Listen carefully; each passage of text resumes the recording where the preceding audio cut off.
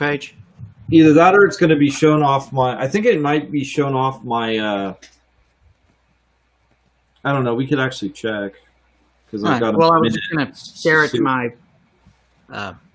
personal page whenever it drops, so that way it would be... I think it's going to drop off of... Yeah, it's off of my page itself. All right, cool. It's off of Frank Perkins right now. No problem. All right. It doesn't... You actually have to pick to air, apparently. That's fine. Okay.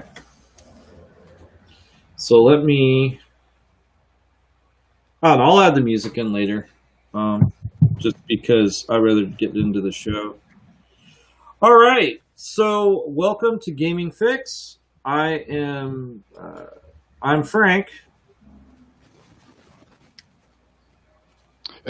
And I'm Daryl from Critical Pop. And today we have as guests Ryan Omega from Life Action Roleplay and Jason Hughes from On a Roll. On a Roll. I was trying to. I knew it was a roll something, but I couldn't. For some reason, it just didn't hit me. And we are going to start the show, and this is our 50th show, and we are live. We're on YouTube, and we are on Facebook. Which congratulations! If you're actually watching, you know, we assume people are watching, right? And I also need to start recording because I kind of forgot. So we'll start the recording right now as well. There we go. We are now recording, which I hopefully can leave so that I can see the rest of what's going on. Yes, I can. Cool. Because that concerned me, because I would hate for SoundForge to be running and I not see anything going on after that. I'd be just like looking at the SoundForge thing. But, I mean, I don't think anyone's going to be flipping birds like crazy or anything, so we should be good. All right, so what we do first is we do how we got our game on, and that's basically just, you know, kind of like how you had your nerd week, or what's going on.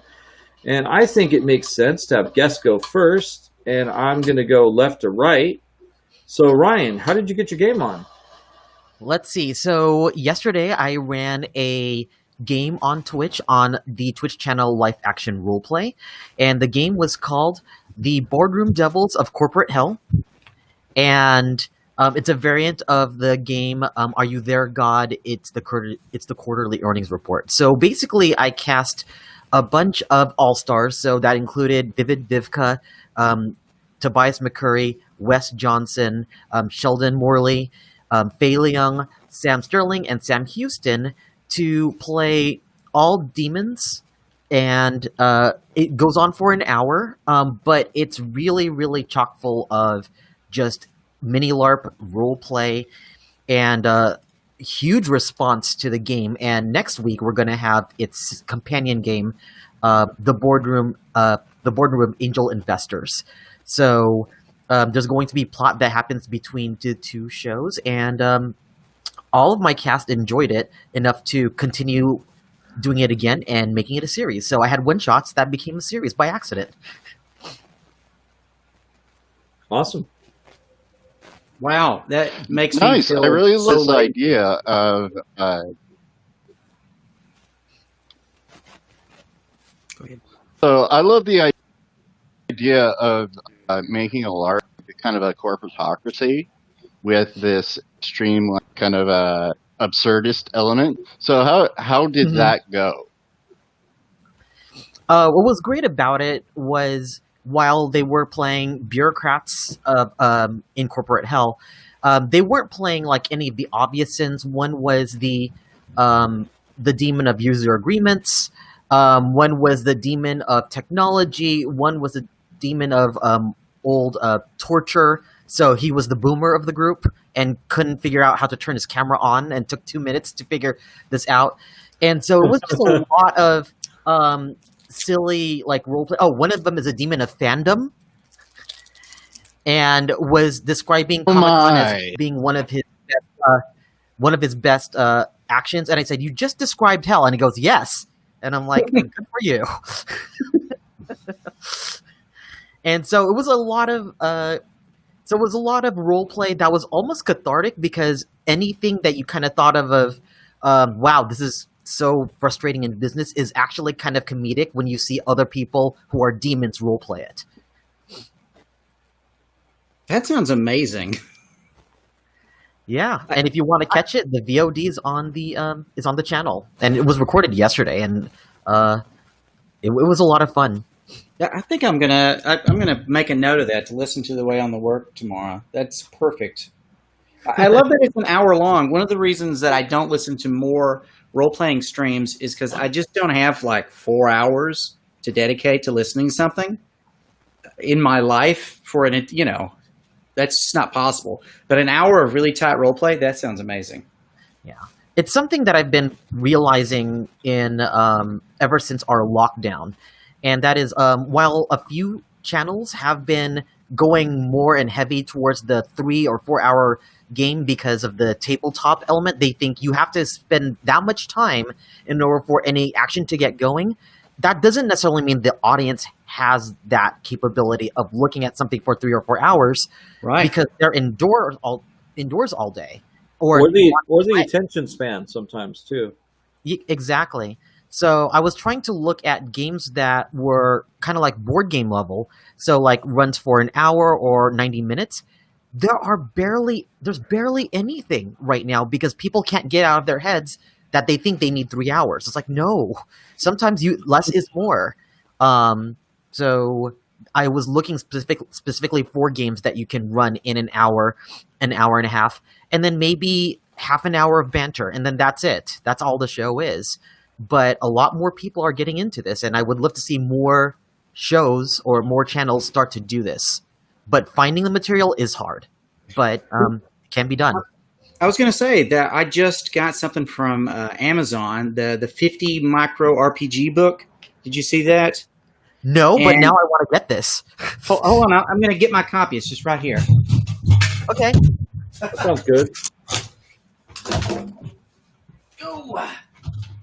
So I can make sure I give you the right name and everything. It's the Ultimate Micro RPG book. It's 40 games, and I just got it like 2 days ago. I barely looked at it. They actually sent me 2 copies by mistake, so I have an extra. If you just want to drive to Tennessee sometime, I'll leave it out on the porch. That's going to be investment of time coming from LA. It's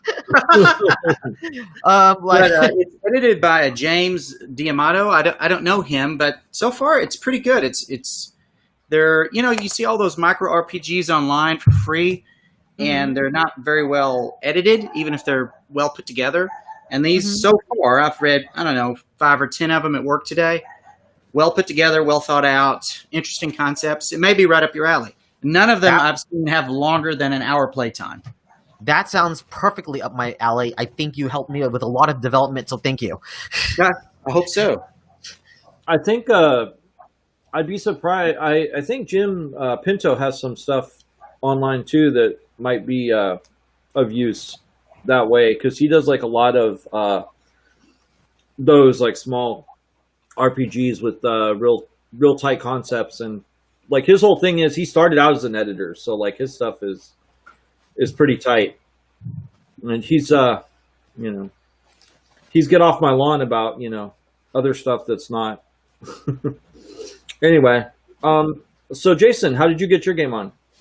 Well, I'm one of the people that's kind of fortunate. I get to game live still because I work with a group of 4 or 5 people, and we're shoulder to shoulder all day because I work in the construction industry as a carpenter. So even though, you do what you can, we're in each other's bubble already. So about twice a month, we try to get together in person and play at somebody's house.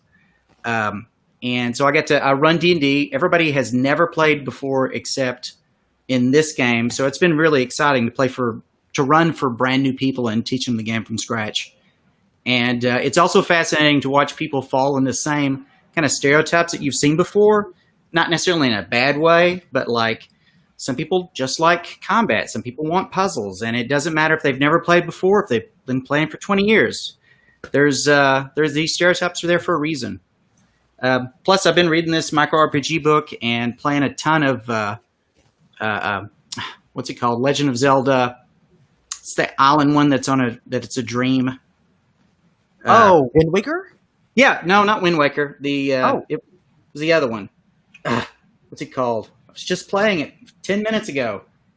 Anyway, my son bought it, and he insisted I play it first because he was playing something else. So he wanted me to play it and then tell him what I thought about it. It's a lot of fun. So what y'all been doing? All right. You want to go, Daryl? Daryl? Okay, I think I'll go.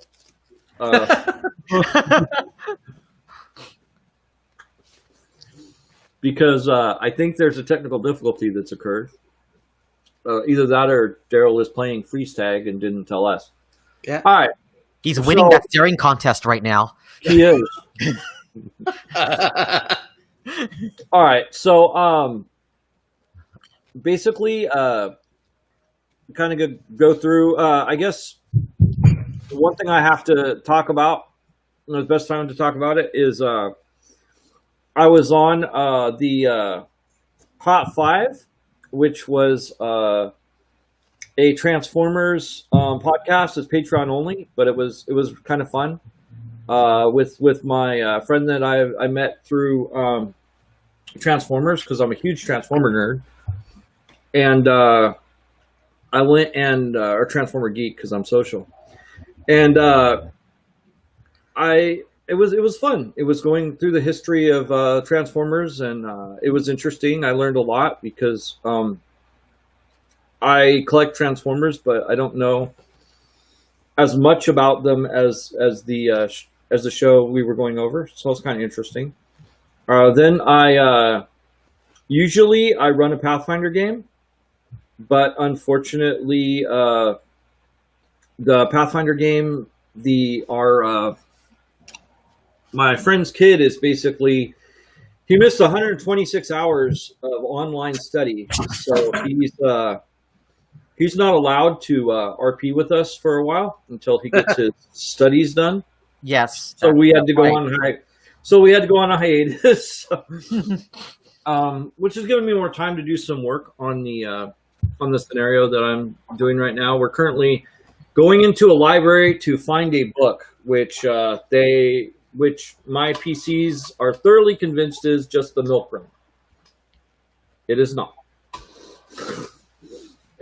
You're just going to go get a book in a library. It'll be no problem. So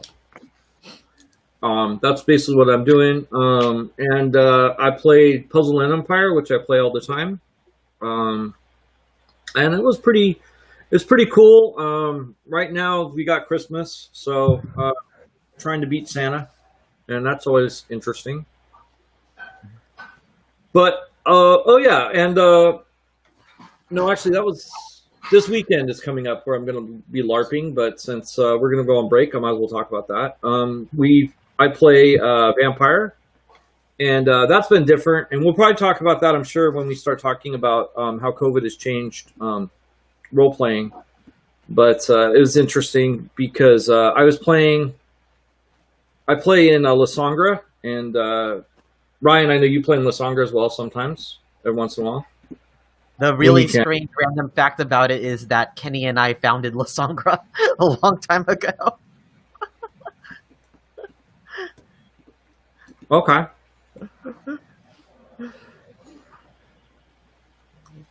So yeah, I played. Yeah. But I know I've seen you at games, and it was weird because I have this Nosferatu character, and that character, I know we all know, but like if you're just tuning in and you don't know much about Vampire, it's more of a sneaky type of character, and like a lot of it is being able to blend into somewhere, and it works a lot better live than it works in a Discord app, because it's hard to get into rooms. It's just, and if you're not a social character, and a lot of Nosferatu are not social characters at all, then it's kind of hard to play that from just a Discord, and most of it's kind of being played like there's a way you can use Discord, and I'm kind of in favor of it, where you have audio and video and stuff like that, but they don't use it as much that way. And because they don't use it that way, it's a little bit harder to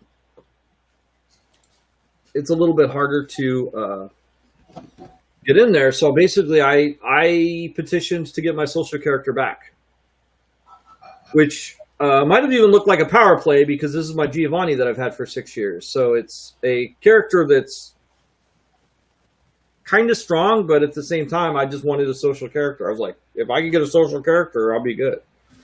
And when they go back to live, I have no problem with saying, okay, that's fair if you want my Giovanni to go back away, because, like, some people don't like a sheet like that, where it's, especially with a Giovanni, because, like, I'm from a Giovanni only game. I was from Promise, which made sense because it was a Giovanni only game.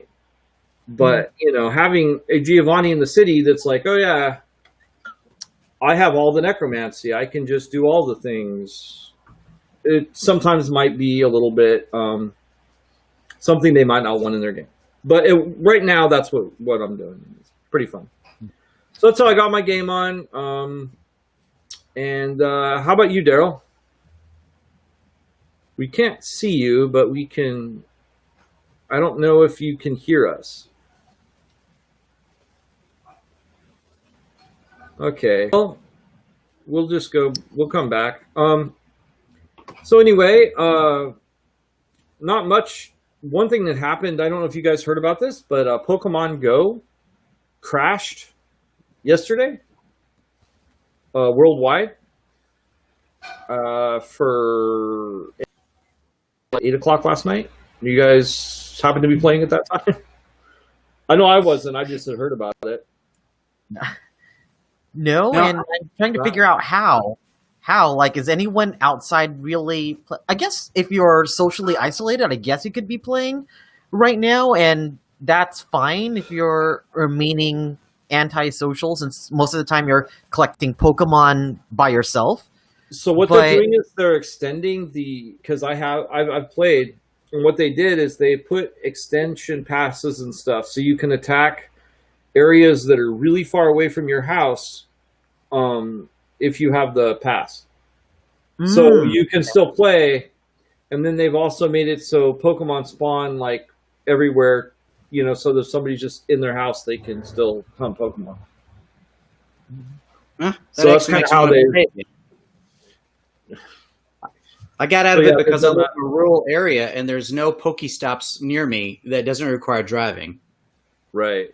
Well, one thing you could do is you could buy a bunch of incense, I guess you wanted to. I know when I first got into Pokemon, my two roommates, they went and they were going all over the place, but my phone at the time was not on, but Wi-Fi worked, and I wanted to play, so I downloaded it, and I was just sitting there, and I would use incense to get them into my house.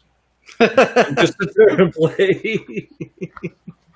Well, I could always get enough Pokemon, either sitting in the break room at work or at home, but without hitting 20 or 30 Pokestops, it's just not worth it, Yeah. And if you got to drive around for an hour to do that, it starts to break even fast. Well, yeah, I can imagine. I remember the first time I drove into the closest full-size city, which to y'all would be just a tiny suburb of Chattanooga, and I was like, oh, this is bull crap. They're everywhere. I can walk for 5 minutes. My closest one's like a 15-minute walk away. When I used to do security, I did security up near Disneyland, up near the hotels. I would have to check the hotel logs on a bike, and I realized that there was a big Pokestop in one of the hotels. So I just go into the hotel, do my logs, and be like, and then go around and do that for 4 or 5 hours, which was pretty funny. That was a good time. So now we'll see if... Yeah. Are you good, Daryl? This could be it. Maybe not. It could be. I don't know. We'll see. Hey! Daryl? No, not yet. Oh well, we'll see. But yeah, so that was kind of fun. There he is. Hey, Daryl. Oh, it expanded. Looked like he was going to talk. Well, he'll probably talk when it's time. But yeah, that was kind of fun. Have we heard anything about why Pokemon Go crashed? I don't know why it crashed. It just, I guess it did. I couldn't have been users because I don't think there's that much people play anymore, to be honest. Well, plus it's got to be pretty distributed. You know what I mean? It's not like it's one server. Right. That's crazy. I've never even heard of Niantic crashing, or not Niantic, but the original Ingress. game. Ingress, yeah. Ingress. I've never heard of Ingress. Yeah. I used to play Ingress, and I remember in particular when I got with the group for the color I was with, which I don't even remember anymore, they would only meet with me like in secret. Like they took it very seriously. I had to drive to the location, and they're probably green. Yeah, they took my phone and looked at it and made sure I wasn't lying, and then I had to talk to them for 15 or 20 minutes to get added to the local group. And it was very cloak and dagger, which I was a little bit into, but at the same time I thought, am I going to get, like I'm doing all the things that they tell you don't do, like don't go to a location with strangers, which, I did. I'm like standing outside my local post office after it's closed, waiting on a random person to drive up that will not give me their name because operational security. But then it's a mom and dad in a minivan with their 2 kids in the back, and they've all got their phones out. So I'm like, oh, I think I'm fine. It was just so weird. It was almost creepy.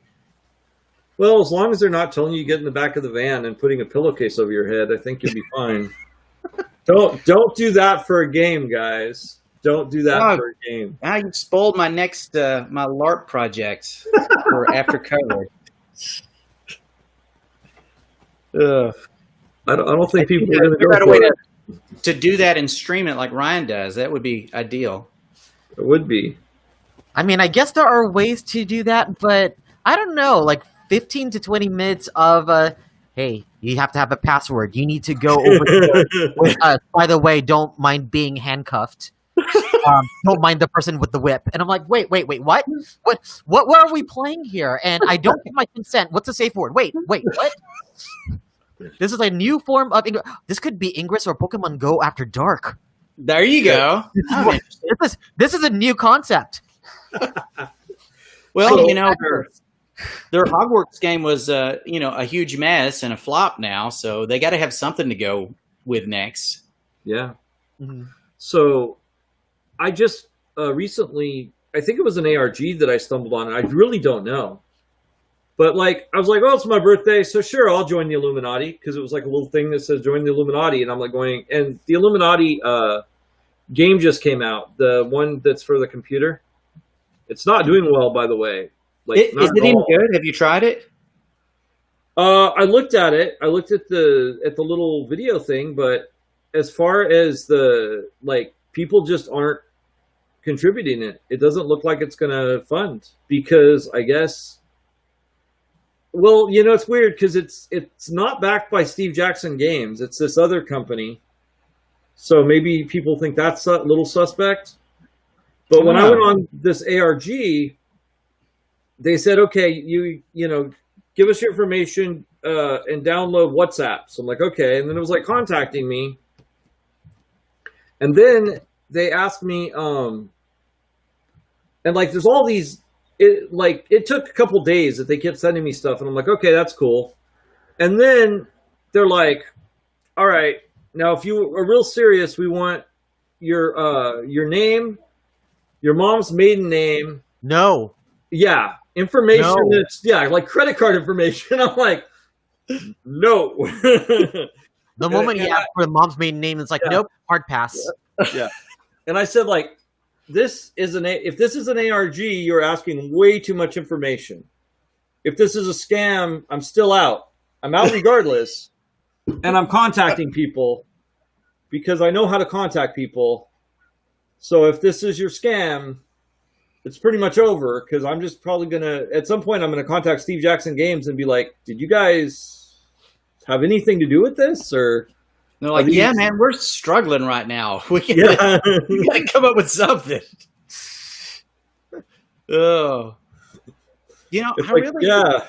I was really interested in that game, but I just kept thinking like, conspiracy theories aren't fun anymore. Just every time you look into one now, there's people who really believe in it, and they are in politics. Have you ever played the card game before? Oh, absolutely. Oh, yeah. I play all the time. Okay. I love it.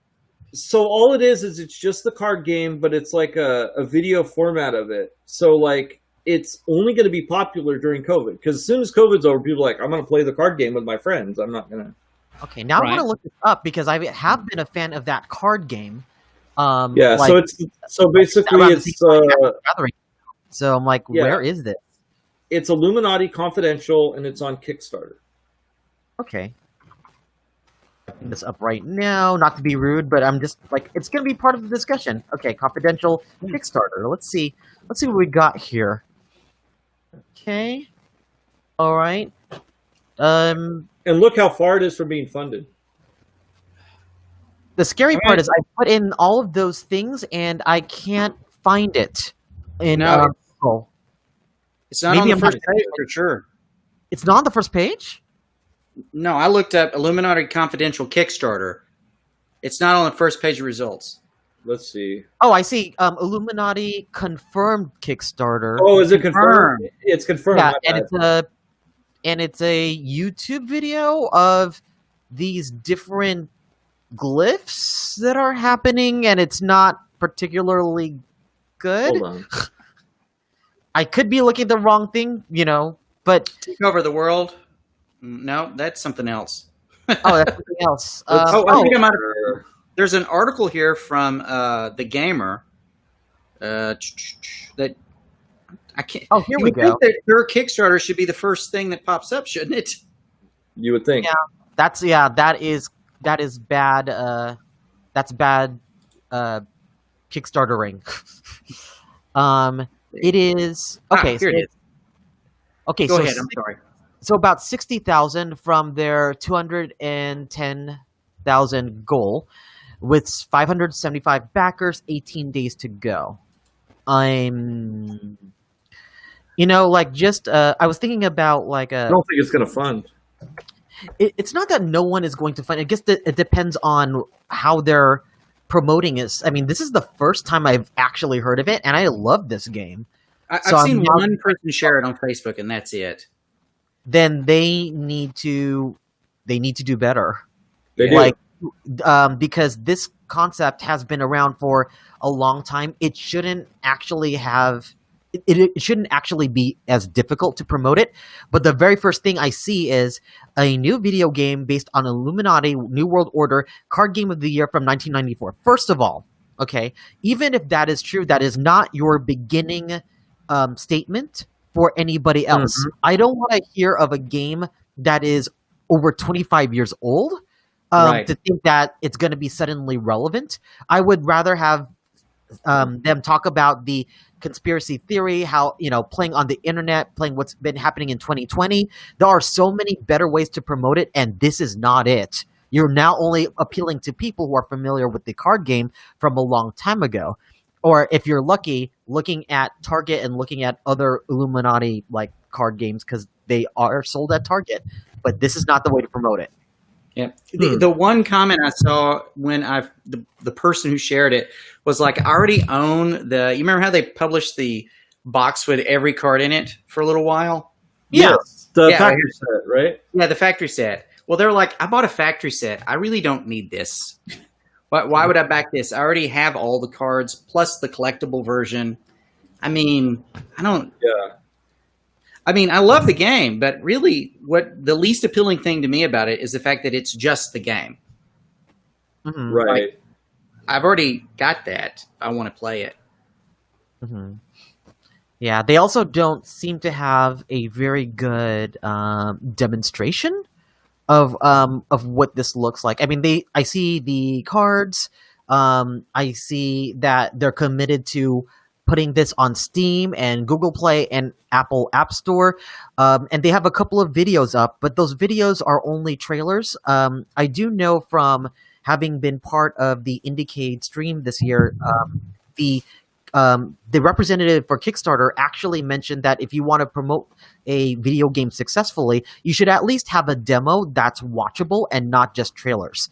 Otherwise, you're nowhere close to where you need to be for this. And I feel like not looking at the actual video itself, I think it's missing that. And therefore, it's very hard to back a project when I don't know what the alpha or the beta is going to look like. So it's good in theory, but not good in execution, unfortunately. I need to see more before I want to throw any money at it. And even if I don't think it's going to be funded, if I throw money at it, why would I throw money at a project which I don't think is going to be funded?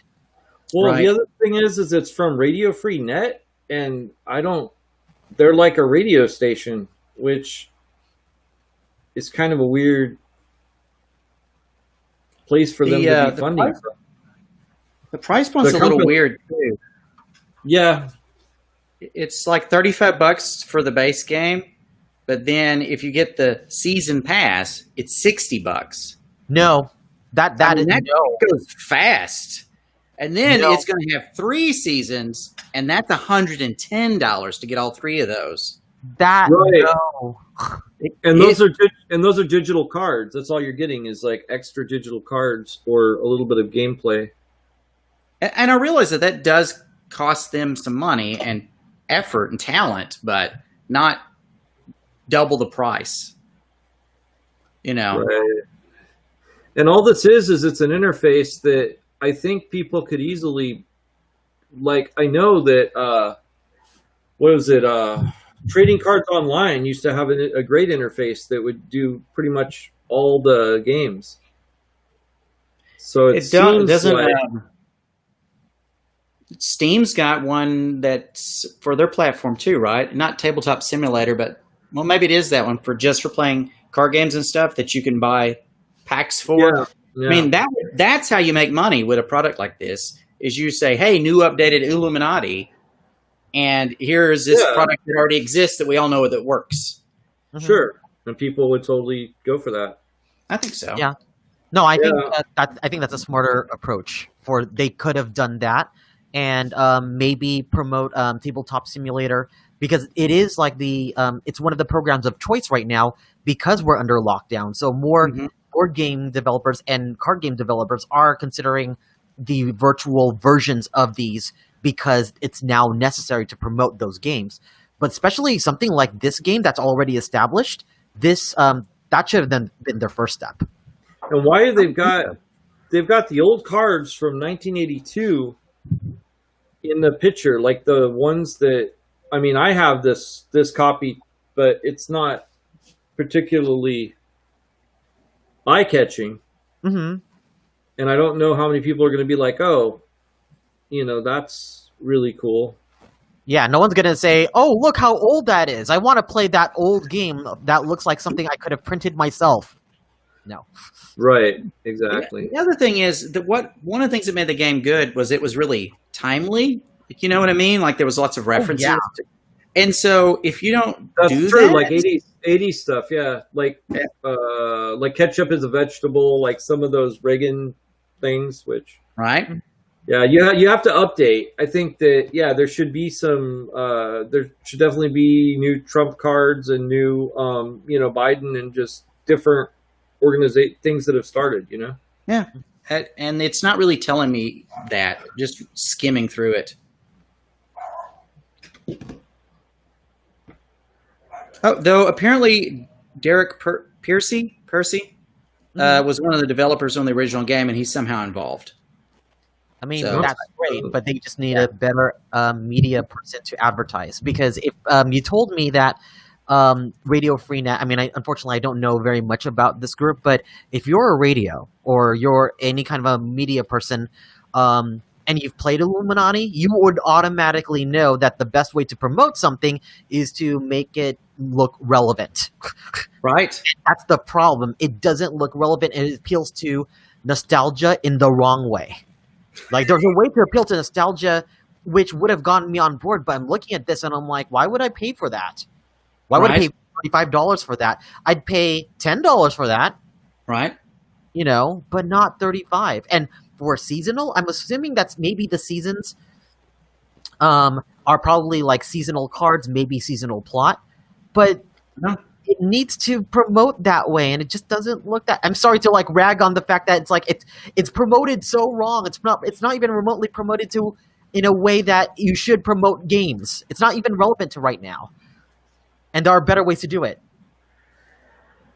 Well, I'm like thinking about it though from a perspective of like, because I've worked with the guys at St. Crispin's who are kind of the opposite in that they're not looking for any tech at all, and like I'm thinking like if you were selling like I don't know one of those Command and Conquer style games that they like to play down there, which is like really, really archaic stuff. I don't know if you've ever seen some of it, but like where it's got like a big map and it's got like all the little cutout chits and stuff like that. I don't know how you would sell something like that online. I guess it wouldn't appeal to them though, because it's not online. I don't know. I'm like sitting here looking at back end rolls though, and like they're selling ringtones as like as one of the things that they're going to give as a goal. Like if they get 500, then they'll send a ringtone. You get different ringtones, and I'm just like, I don't know. I mean, is your ringtone Fnord? Right. Exactly. I don't know. I can make you that ringtone for free. Just go back to watch this video right now and watch me go Fnord, subconscious. Just random like right. Well, that's ringtone. I have now saved you all money. Well, that's the thing. Like all four of us are not going to buy anything that's media created like that because it's like, I have tools. It'll take me 5 minutes to do this. I'm just going to razor cut this and put it on my phone. Done. I mean, although we probably don't have the latest and greatest on our phones because, we don't have that kind of time to sit there and, do that kind of thing. Hey, Daryl, any luck? I think I saw you move. Awesome. Okay. am back. You guys. Yes. Okay. Yes. All right. So Oh my god, that was a nightmare. An absolute nightmare. So, as I was talking on the show last week, I just finished up Saints Row 3, the remastered version. Also, I want to say, I feel totally kind of like the fish out of water here, since you guys are all talking about LAR, and I'm like, I'm a little step out. But, so, finished Saints Row 3, which, as I was saying last week, one of my games, I really enjoy the parody angle. And one of the things about this particular game is, in video games, you tend to some really good scenes that actually sync to commercial music very well. Some are done originally. In this, the final scene of Saints Row 3 is actually to Bonnie Tyler's "We Need a Hero." And it does kind of hit a nostalgia with me. It reminds me of Short Circuit 2. So, I had a lot of fun with that. The main thing I've been up week, actually, WinQuest 11 being re-released on. I figured that I was going to spend a lot of time with that, and then I downloaded Final Fantasy 15 for just like some points getting free Xbox Game Pass. I wound up putting 25 hours into that this week. So, if you haven't played it, one thing that separates Final Fantasy 15 from a lot of the other games is this is basically Road Trip, the JRPG, where I swear half the game is actually literally in the car with the four boys, just going from fetch to fetch quest, which sounds like a real mean dig at the game. But what I happen to like about it is that it has a bounty system that is really fun to play, and it does have a day and night cycle. So generally, you can get the battles tend to take longer. So rather than typical Final Fantasy, where your random battles are 30, 40 seconds, uh, battles can take anywhere from 3 to time. And generally, a day-night cycle is about 4 minutes. So you can get these major hunts in. It does have really nice scenery when you're driving around, and I have happened to buy all the extra soundtracks for the old school Final Fantasy games, so it's just kind of driving around the countryside with the old school Final Fantasy soundtracks. So that's Sounds what like I fun. spent most of my time on this week. Yeah, I played that a lot. As far as my dailies, one of the things Go ahead. I was going to say I played that 4 or 5 years ago when it first came out, or longer. Oh, no, you were saying on Final Fantasy. Oh yeah, I was saying I played that a lot when it first came out, and I really enjoyed it. The best parts of the game were riding around in the car, and then the characters would talk to each other. I loved it.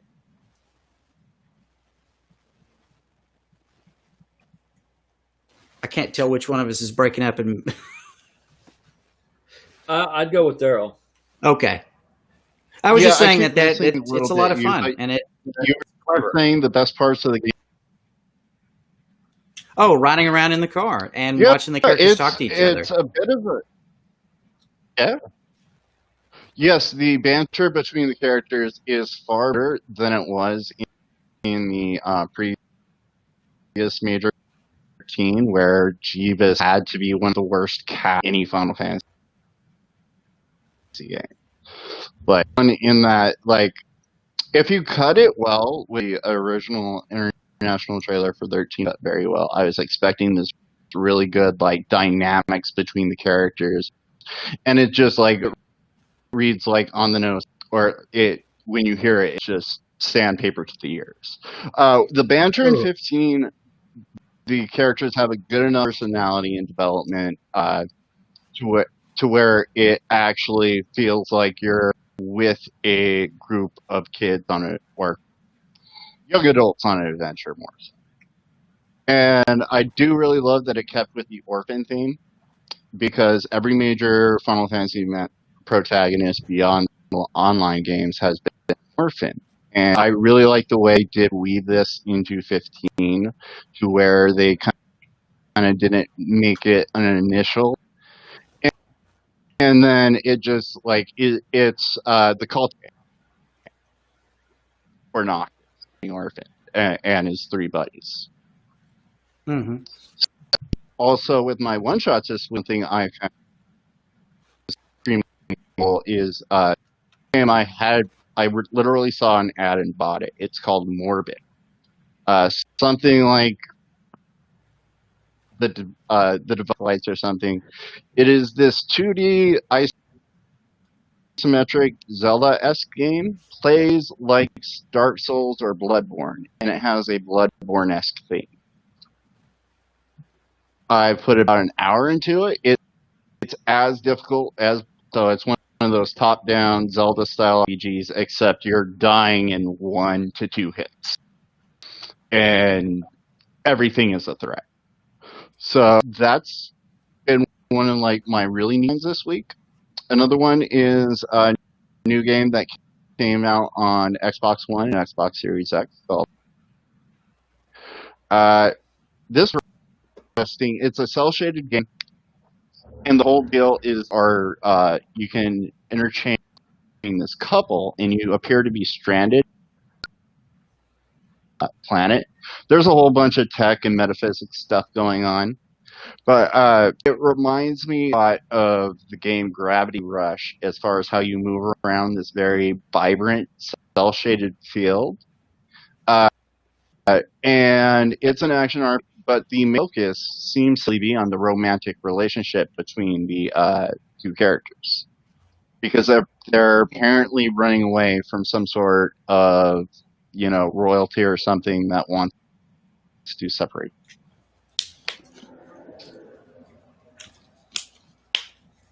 So yeah, those are a handful of the games. Like, other than that, I've been really excited for Cyberpunk. Have you got to play that, or That actually goes live. No, it goes live in like 2 hours for me. It was to go live at 4:30 p.m. Pacific Standard Time today, when I had read that last week, but now it's not. So I'm like, at the right after the podcast, going to get on Cyberpunk. At this point, you shouldn't be surprised it's been pushed back, even if it's just a couple hours. So, Daryl, are you skipping the business meeting? Yes. Well, I don't know. I may have an emergency. The cat's calling, dude. That's what's wrong with his server right now. Is he's downloading it in the background. Probably what it is. That could be. Actually, no, it downloaded like 6 days ago, didn't it? Because like you said that like it just suddenly downloaded. I think it was on my birthday that it downloaded, right? Like on the 4th. Yeah. Yes. Yeah, it was the 3rd or 4th. Because I was talking to you. I always, since I'm playing a new game every day, so my Xbox One hard drive is just constantly at like 2 or 3 gigabytes left, if that. And I'm just there like one morning watching YouTube, not even paying attention, and then all of a sudden it's like, oh hey, free up space for Cyberpunk, and I'm like, what? I'm like, the game does actually exist? I don't believe it. I don't believe it.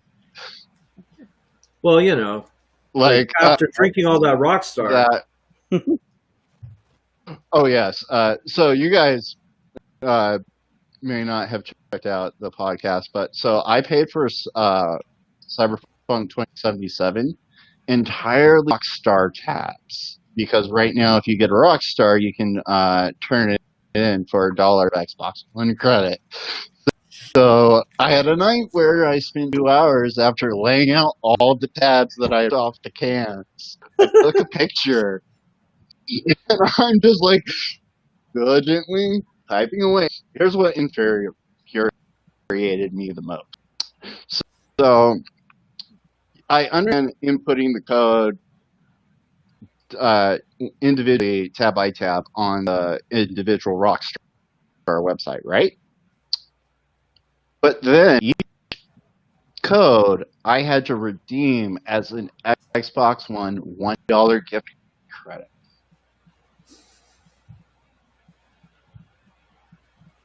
Oh man!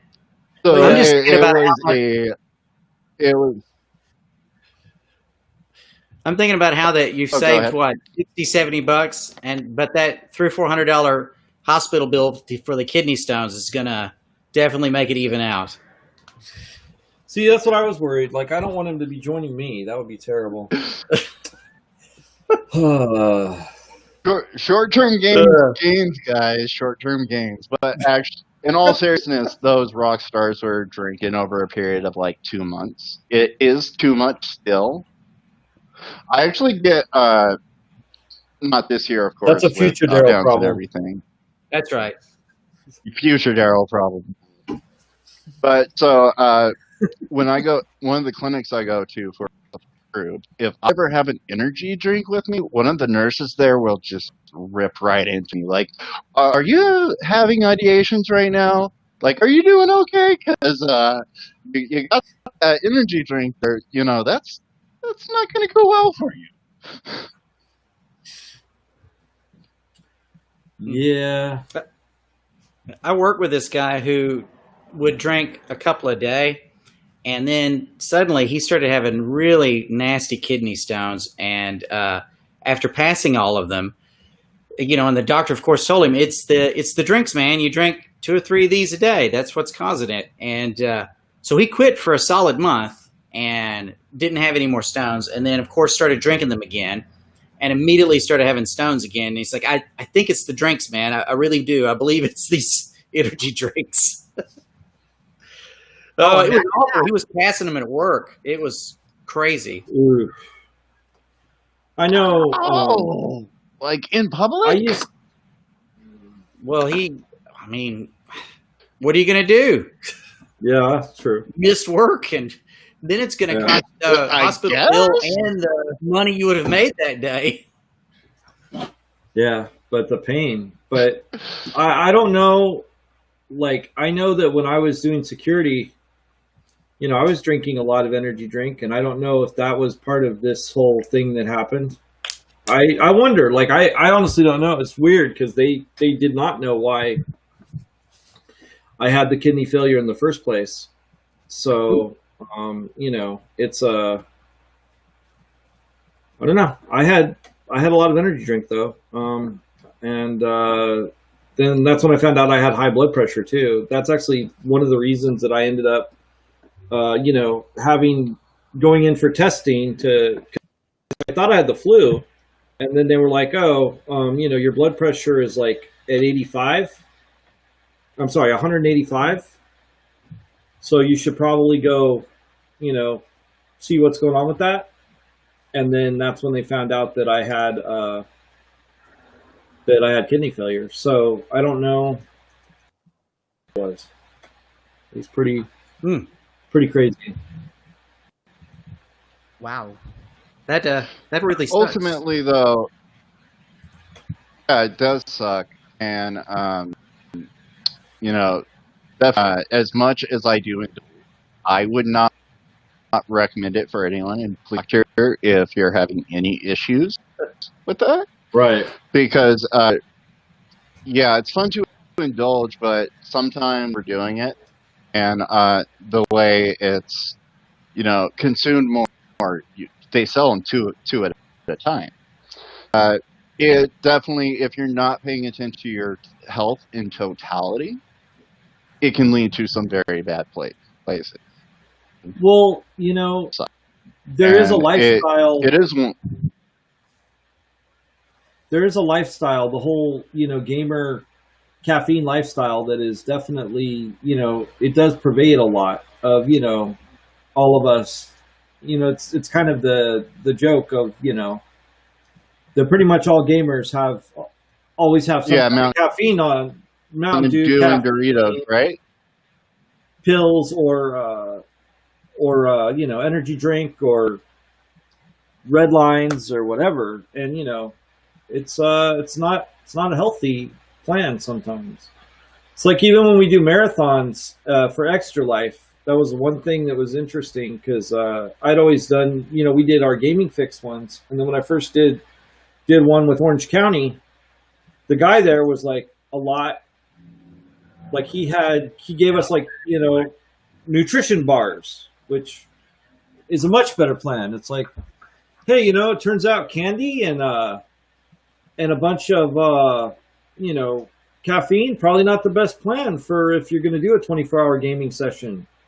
Why don't you have some of these you know, nutrition bars and some water and some, you know, healthy things. So sometimes it's just better to do that. Always hydrate when you marathon, things like that, you know. Not like I marathon all the time, you know, we only marathon like and a year. I did 2 hours last there's time. a big thing, especially with video games, the whole like 24/7 basically like glued to the screen, right? I've like, as I've grown older, and I remember this starting being a habit of mine, like back in League of Legends. I run kind of a hour. You're having 40 minutes of play to 15 minute rest, and making sure that all of your other faculties, including your eating, you're hydrated and stuff like that. Obviously, there's flexibility depending on how you're feeling, but in general, your health during gaming is a huge deal that don't want to buy into the 24/7 gaming, like, hook to the screen lifestyle. Mhm. I knew Usually when somebody. Oh, go ahead, Ryan. I was about to say that usually when you're doing marathons, especially for things like Extra Life, you're doing it for a purpose. You're not doing it very often, and you're doing it for the intent of, if we do this marathon, you're raising money for charity. So something Right. like that, every once in a while, totally acceptable, and your body is generally more durable than you think when it comes to just being able to do like a stream. But if you're doing this as a lifestyle, to the point where it's no longer conducive to your health, then that's when it's very dangerous, and people should definitely reconsider how they treat their body, or how they treat their life, especially now that we're in a pandemic Right. and constantly locked down, and people are more prone to depression. I know Exactly. especially now during the holidays, people want to see their families. People are purposely going to be breaking rules because they think that they're going to be the exception. I thought I was invincible until I had COVID. I recovered, so that was good.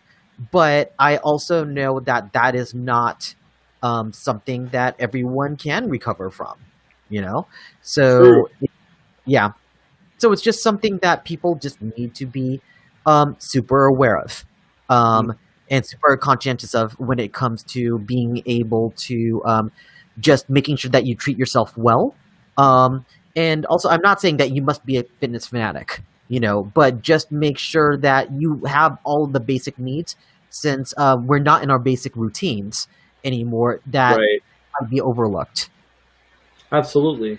That makes sense. I was going to say that I knew a girl, like, with that 24-hour lifestyle, she was in my house once and she was just playing games and I didn't see an issue. And she's all like, yeah, I care about this game so much that I've got a TI. And I'm like going, Ooh. that's not, Wait, what? this is not good. A That's UTI. not normal. I've got a urinary tract infection. Yay me. And I'm like going, no. No. No. Stop No. that.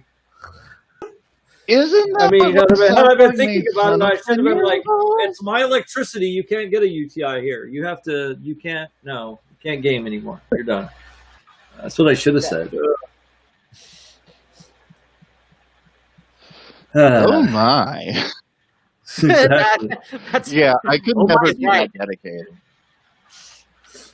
Yeah, that's good though. That's good. Don't be that dedicated. Be that person. Yeah. But yeah, Yeah, besides just the life/game balance, or life-work balance, basically, especially with, there's a bit of a tendency, granted, I love these sort of things, but in video games, we refer to them as Skinner boxes, and Minecraft might be one of the most notable examples of, like, getting that level up, and each time it takes longer.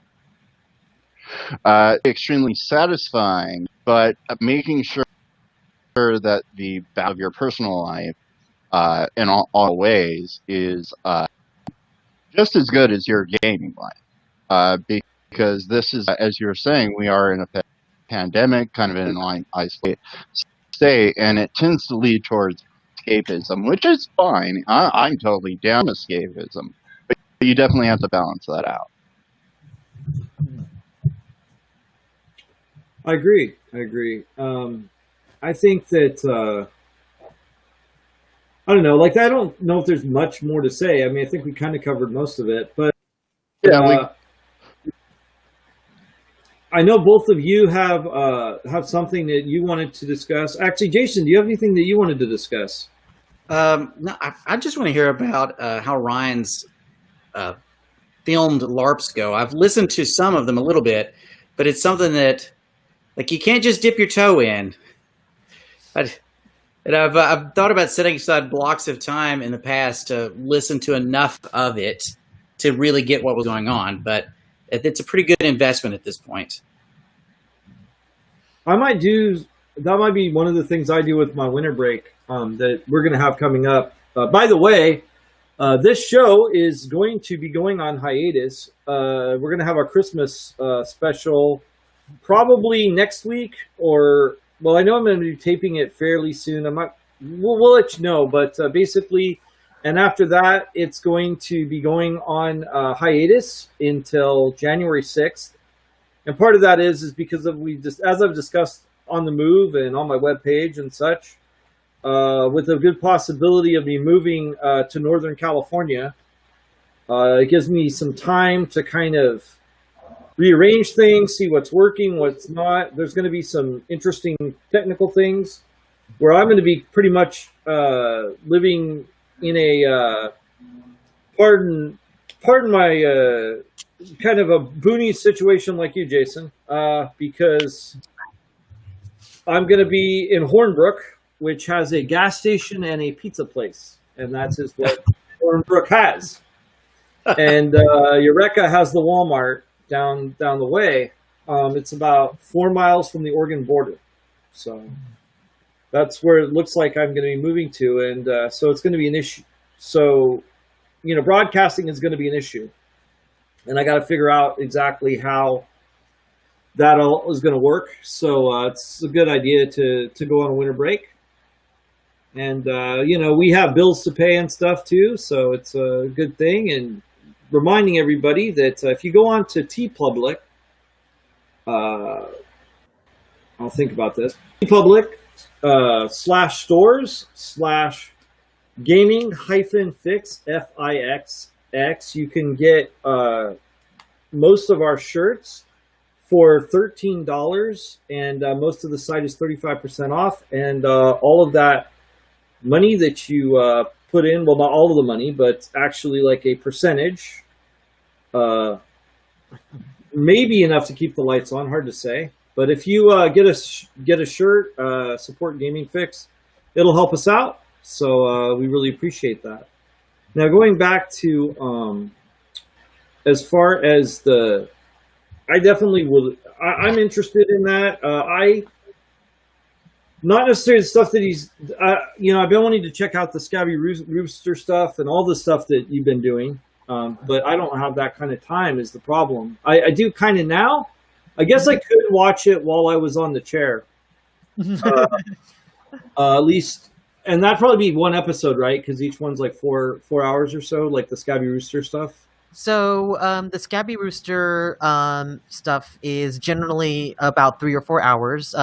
It's a standard tabletop type of gaming scenario. One of the things that was nice about the Scabby Rooster and the YouTube that they now archive things on was that I'm able to watch a game of Blank Slate, which is the series that I made on Scabby Rooster, and it still kind of holds up a little bit, and it's for a different reason, not because it's 3 hours. Not everybody can get past that hurdle of 3 hours. It's because it's very visual. Right. It's hard for people to sit and watch people sitting around a table talk for 3 or 4 hours, no matter how talented you are. Like some people Right. are big fans of Critical Role, but some people admit I can only listen to Critical Role on a podcast because it's great, but sitting there for 3 or 4 hours might be difficult because either one of two things. Either you're fans of the people themselves, you're talking with the chat and the community, which is also engaging in a different level. So when you're Right, watching sure. Critical Role and chatting with the community, that time passes by because you're now chatting with other people about the same experience that you all have.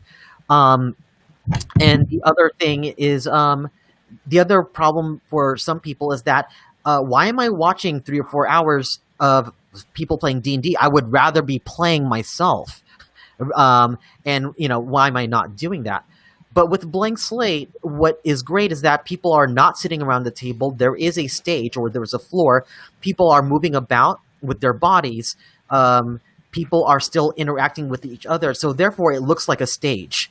And for some people who don't like watching people sitting around at a table, you're at least watching people move around. There's camera switching. So it does feel like watching a program.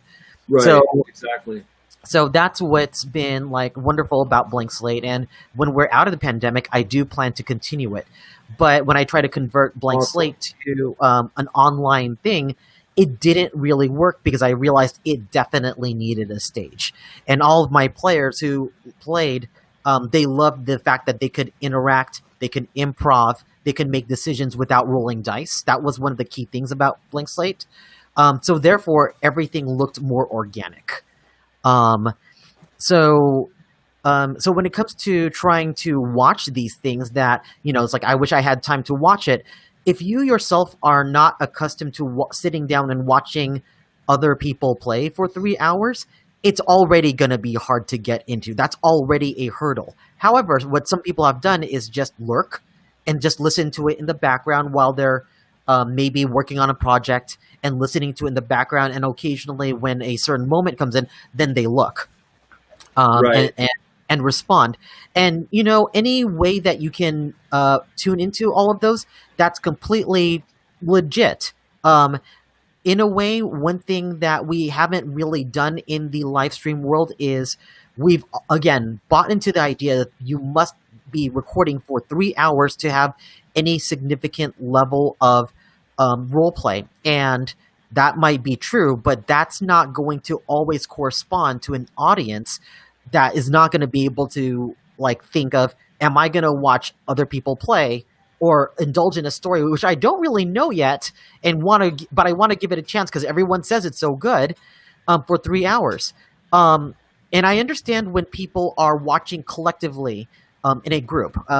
Like I love watching LA by Night on Geek and Sundry, or when it was on Geek and Sundry. Other than my friends are playing in it, and I love the way Jason Carl story tells. It's just it's more interesting when there's a group that you're watching with and you make a comment of like, oh my god, like, and they just come up with a pun, and then suddenly 10 or 11 other people comment of, oh, that was a good one, and then that's validating, and then you're therefore part of the community, and that the community aspect is an important part of the Twitch role playing experience. But if you don't have that community experience and you don't get Critical Role or you don't get any of these other shows in streaming games, it's because you're missing out on the community, which is a big portion of it. How did you use that interaction in Blank Slate directly, or because I'd read some of the things you wrote about it, and it looked like there was some interaction with the audience. Is that accurate? Yes. So what I did was I designed the interaction with the audience to be very, very specific, and very, very tailored to the audience. Because I didn't want someone to just donate and we kind of stop the action and go, thank you for your donation, and then go back to it. Instead, I wanted the interactions to be meaningful. So some things that the chat can donate were items. So they gave them a wand. They gave them a book. And we didn't say this is a book of whatever. We had the player determine what the book did. And so one of the other things that we did, which was not really done in other games, was we allowed chat to send messages to specific players, and chat was allowed to kind of rat on another player because they saw something that another player wouldn't, and go, here, beware this Duke is lying to you. And they would actually say those things, and then it affected that character's role play. And sometimes certain things in chat that they did got characters killed in the game because of a well-timed message, of a well-timed prop. And they realized, oh my god, I can actually affect the world. And that was meaningful to them. Another thing that we had on the show was the naming ceremony. Every character started off with a code name, like the Courtier or the Queenmaker. But chat, for like a large donation, could actually name a character permanently. And when they did that, we had one of the Timeless or one of the staff come out, and we tell them, you have been given a name. And we tell them what the name is. And they and then they play with that name from now on. It's like, you have been named Gunther, and and that person, like, if that character still plays, that character remains Gunther and is called Gunther from that point on, and that's significant to them. And I found out for some of the people that are donating, I kind of thought, oh, maybe they're just donating to support the characters. Someone donated like I guess it was like $50 to name a character, because we didn't want it to be an everyday experience. Someone donated $50 to name my friend PJ's character, with a name that, when she gave the backstory of the name of this hero came from a story that my grandmother told me a long time ago when I was 7, and this person acted like that character, so I wanted to name him that. And I thought that was like the sweetest thing in the world. So we wanted all of the interactions to be meaningful, not just thanks for supporting our show. And that's what made Blank Slate different. And we were also very open to, how else would you like to interact? How else would you like to do things, but still give the players who are performing their player agency? It was not a very common thing to design, but that required a lot of role players that I could trust and be able to collaborate. Not every player could do it, but the ones that did stayed, became well loved, ended up getting a few followers of their own, because they and some of them moved on to other things, and I'm very proud of them. Like, one of them being my friend Kaylee Bray, who started on my show Blank Slate. And then now she is known for Dice and Nice, the Disney Princess D&D show. And like, she has a YouTube with shows that have like hundreds and thousands of viewers. Wow. And yeah. And the thing is, like, for me, like, I would love people to stay, but if you love to continue roleplay, that's great. But if you have bigger, more awesome projects that are paid, do them. Please do them. I would love to see you grow, and also give back to the community in a way. One of the things I also try to do is make sure that people who are underrepresented were represented. I had a lot of non-binary people, a lot of trans people, a lot of people of color in the show. And the number of people that said no one would look at me because they didn't give me a chance was surprising to me. It was very surprising to me. And I'm like, you're fucking sorry. You are a talented role player, and you need to be given a shot. And some of those players still play with me today. In fact, a few of them played in yesterday's stream, because like, I love them. They're amazing role players. They just need to be given a chance. My friend Fei Liang said that she no one gave her. It's hard for her to be given a chance because she's short, she's thick, she's very brown, she's Chinese. She has a very Chinese name. And she said, I gave up on acting because there was no way for me to actually do well in Hollywood. So she gave up. And I'm like, no, you need to do this. You need to role play. You're one of the best role players I know. And she came on the show. She thrived. She had so many fans. And then she said, I want to tell stories. Good. Here's a spin-off. You now go tell your story. And then started telling the story in the Blank Slate universe. So, sorry to go on for so long about that, but that's just really great. That's really what ended up making it all magic. I know that the other thing about Blank Slate is that the themes changed on it, right? That they were different themes depending on who was writing that particular night, correct? Yes. That was kind of cool. Yeah, and the reason for that is I kept everything to 6 episodes or less, for a couple reasons. One is that when you're running a LARP and you're giving everyone player agency, the problem is after episode 5, everybody's actions go out of your control so exponentially that it's hard to remember all the details. So, because like you gave them so much player agency that I had to think, okay, wait, what did this person do? Because little things that maybe occur in a minute can change the entire plot line because you have given the performers that much power. So in order to reset that, we only have like things that happen in six episode blocks. And then we have like little one shots that people do where people want to try their hand in storytelling. It's like, hey, Dakota, you want to try your hand in storytelling? Run this game and let's see if you're comfortable. And then so we kind of do that. Sometimes I'll have like fellow players that go, okay, I want to write this season. Okay, so let's work on like, what do you want to write? And I had to teach them how to write because writing for a gaming show is different from writing a skit show, because you have to write in outlines. You can't write the entire script because when has any of you who have been DMs expected your players to follow the script that you wrote? It does not happen. So I had to. I mean, you can expect in one hand, and anyway. But that's the whole fun of it. If everybody followed the out, what's the point in running a game? You just write a book. That's what you want to do. Absolutely, yeah. I mean, yeah. I mean, I got to admit, the first time. Yeah, I entirely thought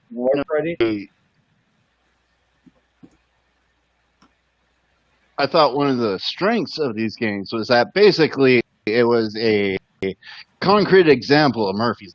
Anything that will go wrong is the player's fault. But I was going to say, when I did LARP originally, I was like, I thought I was booking wrestling because I was trying to get, more buzz. And so I would try and do that to a degree, but then at the same time, you can't guarantee that a player is going to do one thing or another. So it didn't really work. And then you have to make sure that people don't feel like they're being railroaded. And so it's interesting. I'm glad I've grown as an ST from those times. Like, like when you're running Pathfinder and you're like, and you guys, I think, understand this, is like, you go from, I'm trying to make sure that the players, that I win, or I don't know, like, or that this scenario is challenging. I can't even really think about it like this, but at one time I was like, I wasn't really trying, I won't say I was trying to kill the PCs, but I was like, well, this is the harsh world, and if it kills them, oh well. And now it's like, no, I'm trying to be more like Disneyland and give them the feeling that this will happen, that the fear will happen, that these things will occur. But at the same time, it's good if everybody, comes back in one piece. It's that, feeling, and you should be rooting for your PCs. I think. I have no problem with, I definitely, there is no problem with making sure that players get consequences if they do things that absolutely that bring them about. Right. I try not to think of, I'm going to bring about my PC's death because that's my job. It's like, no, your job is to tell a good story. Right. Because I have played in LARPs where the storyteller's aim was to win. And and those LARPs I've left because I'm like, that's not fun. There's no, at that point you're trying to win, and that's some people might enjoy that, but that wasn't for me. Like, it was to the point where I remember ST can always win, so what's the point? Exactly. Yeah. Like, you control everything. Where I was like, right. Go ahead, Ryan. What were you saying? Yeah, I was playing one vampire game where I was doing these actions, and the ST was blocking all of my powers because I didn't think things 3 steps ahead. And I'm like, so I'm hiding, I'm using obfuscate, I'm using chemistry to be in a box, and they said, okay, they opened the closet and they see you because they have these they're hunters and they have these goggles that see and permeate through all these things. And I'm like, so what do you do? And I'm like, I give up. That's what I told him. I surrender because I did everything that I possibly could, and he's not a fighter, and you purposely are, break through all the locks without any contest. You open the closet and you see him without any contest. It was not even an ounce of dramatic pause or, chill. It's just more like he sees you. It's like, yeah, okay, then I should have been playing a Japanese RPG at that point. Right. That There was no element of role play. That was I'm there to win, and that's not fun. It was one of my biggest realizations as a storyteller because, early on, you think things like, won't it be really cool if, like, my hunters have these goggles that see through all their powers and stuff? And then one day you're like, oh, no, wait, they're really interested in using these powers. And the second you start negating all this stuff, you're making it significantly less fun. Their powers should work. Their abilities should work. That doesn't mean you can't challenge them. You should challenge them within the realm of those abilities. And that way they're interacting with it. Yes, you're invisible. Yeah, Let's figure another way out to make it interesting for you. Right. And if it doesn't work, then there should be plot reasons why it doesn't. And tons of foreshadowing. Oh, yeah, exactly. I love that. Tons of foreshadowing is good. Oh, I'll be right back. I have to buy it real quick. All right. So yeah, but yeah, I think that I don't know. It's now I'm kind of curious about Japanese role playing theory because I don't know. I did not know that was like a winner take all scenario. I had never heard that before. I'm not certain. I've not played any RPGs that were written exclusively in Japan, so I need to find out this too. That's like. Yeah, I'm actually not aware of any tabletop Japanese RPGs. Like, now we're gonna have to Google while he's gone. Trying to think. What he's talking about. Although Ryan's not hard selling them if that's how they work. I'm not. Any game can be fun. It's all about expectations. If I know that I'm going into a game in which I'm the adversary of the ST from the beginning, then I can enjoy that as long as I know that's the kind of game I'm walking into. So it'd be like I can have expectations and be emotionally prepared to be constantly screwed. Like a Meat Boy RPG, but then, or I guess it'd be like Paranoia. Like Paranoia is a LARP. I guess that ends up being that kind of a thing. Oh, it's a ton of fun. I'll get played a little bit. Yeah. What were you? Because Paranoia, you can't win. I mean, that'd be one where it's definitely a feel of, you know that everything you do, you're not going to survive. So I mean, it was weird. I played Paranoia at a Weird Con, and someone was running it. The STs and a couple of the people, they knew what they were doing, but a lot of the people that were playing it, they were playing it for the first time, and they were playing it like super conservative, like you're playing a LARP.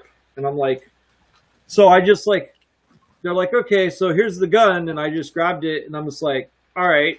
So I'm just like, I'm just gonna kill a clone and let these people know that this is silly. So I shot myself in the head right in front of everybody, like, oopsie daisies. Because I mean, that's the feel of Paranoia. You're supposed to feel, it's silly. So I mean, it was funny because they were like trying to play it very close to the vest, and like, well, I wouldn't want anybody to know my mutant powers, and it's like you're not smart, just so you know. That's the thing. Also, I mean, this is dumb. You're playing at a con game. You're only going to be playing for what, like 8 hours, maybe tops over 2 days. So go all out. This is not the time to play close to the vest. And like Weird Con, it's like only like 4 hours. I think it was like a 4 hour, 2 hour game. It wasn't very long at all. Oh no, go all out for sure. Mm-hmm. Make bold choices. I have a great Paranoia story because I've only gotten to play it. I've never played the tabletop game, and the people who were running it were phenomenal. And they would set these note cards out on the floor in the area we're playing, and some of them would be good. Most of them said, "You're communist and you're dead now." And so my clone goes over and picks one up, and I open it. I'm like, crap, I'm dead. And I go back to the area where, you get your new clone, and I come out, and I'm like, it's still right in front of me, and I have no memory of what just happened. So obviously I'm going to right? And this guy literally knocked me out of the way to get the card off the floor and opens it up. So I went back to the staff. If I had some gloves on, do I think that I could pick that up and it wouldn't kill me? And they're like, well, I don't know. And I said, okay. So I get a pair of gloves and I pick up and I said, what happens? They're like, you're fine. So I went around for the whole rest of the game handing it to people. Hey, what's this say? Oh, And then the computer thought I was too smart and executed me on the spot. of course. Yeah. Like, That you're that's really clever. Boom. Yeah. Okay. Well, back to the drawing board. that's the thing that's always weird to me is when people are like, yeah, we have a paranoia game. It's been going on for years, and I'm like going, what are you doing wrong? How many hundreds of clones have you been? Ryan, you'd said something about Japanese role-playing games. Did you mean tabletop or? I'm like most of my Japanese role playing experience has been more like the Nintendo, like the early Nintendo. So like okay. punishing difficulty sort of thing. Mm-hmm. I'm just So, saying, like- Final Fantasy 1 shaped my LARP aspirations. I'm sorry, can you repeat that? Final Fantasy 1 shaped aspirations strongly. Wow, nice. I just want a party of 4 white mages to just grind through an entire setting that somebody comes up with. Yeah, that would work. I mean, like, it is fun to play concepts that are like difficult or like things that you don't think should work. Like Right. I know Satine had Sirens of the Realms, which was an all bard game. So they fought as a group of bards, and it actually worked out pretty well because the skill levels are the things they concentrated in like just worked together, and they were also a traveling band. So they had like so it was a fun concept to watch, and people also performed. So that was like incredibly fun to watch, fun to do. That sounds really cool. Yeah. Yeah, that'd be pretty cool. Hmm. I can't think. Yeah.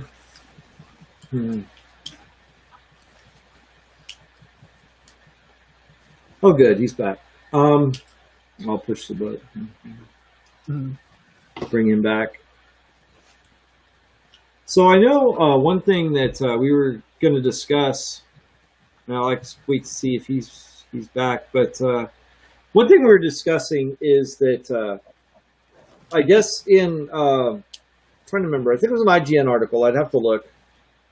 Actually, I could check. But it's basically what they were talking about is that it turns out that most gamers prefer first-player video games to like playing in MMOs or playing other players. And I was, interestingly enough, I was talking to Heather Johnson about that, or Melocello 007, who's not here. And I may be calling her later in the episode, I've decided. So it's just so she could say hi or something.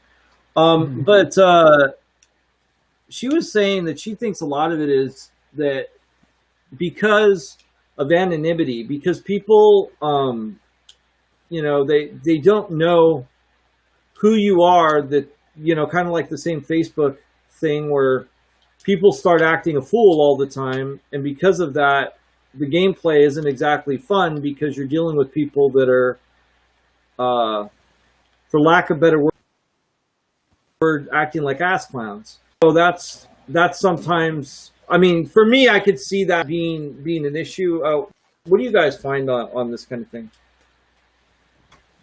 Well, for me, the biggest problem is that almost always it's immersion breaking when I'm playing an MMO. Like even a silly game, like the one I'm playing now, Link's Awakening. I want to feel like I'm living in that world, and nothing takes me out of that more than some dude jumping by with a silly hand, who's got a inappropriate name or just, and they're having a good time, and more power to them. But that's not why I play games. I play games to be immersed in them to a certain extent, and you just can't get that in MMO. Also, how many times have you been told that you're the chosen one in an MMO? And I'm like, well, there's 1,000 other guys right here now. One of y'all is really bad at choosing people, or maybe you're just handing out this stuff to whoever walks up and telling them they're chosen one. That was one of my problems with ESO. They're like, you're special. I'm like, the hell you say? There's 50 guys here. They all telling me that they can't die. Why don't we just do this to the whole world? Why are these cops chasing me? I look like a demon. They really should leave me alone. What's going on? Whereas when you play in a single player game, even one that doesn't really take everything into consideration that maybe they could, usually it's not as breaking. It's easier to believe I'm the chosen one if I'm the only one who gets off that ship and goes into a city. And I don't have to deal with, one of the things I hate is how that MMOs are set up with abilities and all the different powers have to a very certain way to deal with things like lag and the fact that it's got to be perfect as you're playing against other people. But when I'm playing a single player game, things a little wonky, it doesn't really matter. It's just me that it's affecting. And as long as it's just affecting, then that's fine. It's like in Skyrim, you can get overpowered and you don't have to, it doesn't matter that you're the best blacksmith in the entire world. It doesn't matter that, that maybe you've got this armor that you've made that's way overpowered, because it's just you. And so things can be much more, I almost want to say intuitive. Like I go to a forge and I hammer on something and I don't have to play a mini game like I might have to in an MMO. I don't have to go find weird components because otherwise it's unbalanced. Mm-hmm. And I don't know, there's just a lot of stuff in the way of immersion, and that's what I'm here for when I'm playing any kind of game. Right. No, it totally makes sense to me. And it's hard to write story, too, that's designed for 1,000 to 1 million people to play it. Yeah. Like 100,000 fetch people are going to go on this same fetch quest to get 3 pieces of wood. And so I'm going over and pick this wood off the beach, and 20 guys run past me at the same time, piece of wood. Right. And it's just not the same. Well, you have a legend that, like, everybody is going and doing at the same time. That, yeah, I mean, I get what you're saying. It's like, pretty sure this got fixed because that guy over there found the UFO, so I shouldn't have to, right? That's why my gold standard is one day I want to play an MMO that's actually persistent, where things that you do matter and affect it. I was really excited about what was it? Not Ultima. There was another one of the old school MMOs was coming out with a version, and the whole world was basically going to be destructible and mine, kind of Minecrafty, but not but with vector graphics instead of all the blocks and stuff. Mm. And they even had a version you could buy that was just a crafting system that was so complex. And I bought it. It was a lot of fun. Just you could build mansions and everything, and everybody's stuff was persistent. It was wherever you left it. Mm-hmm. I really enjoyed that.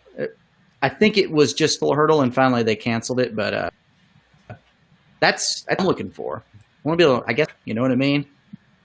Right. Exactly. I think all three of us, we like to LARP. That's a thing that we enjoy. And that's,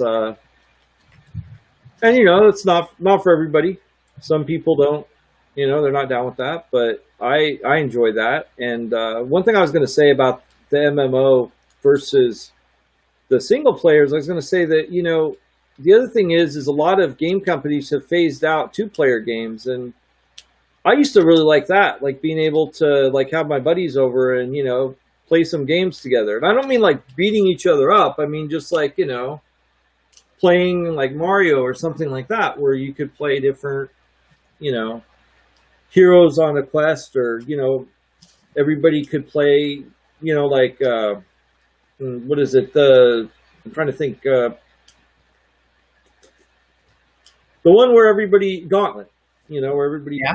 Mhm. playing a different character. I think that's kind of cool, and I think that was fun. And they kind of got rid of that in favor of these MMOs, and I get why they did that, or even first person shooters, because it makes them a lot more money if they make your buddy go and buy a gaming system instead of letting him play at your house.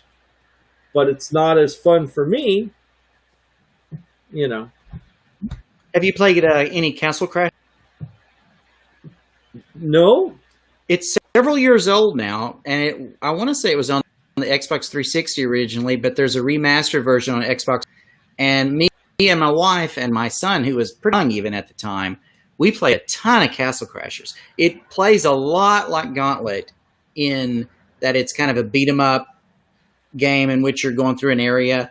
It actually kind of plays like the old Double Games too, in a way, because it sort of scrolls from one side to the other, beat 'em up style. But there's also like a lot of RPG and collecting elements. It's a lot of fun, really.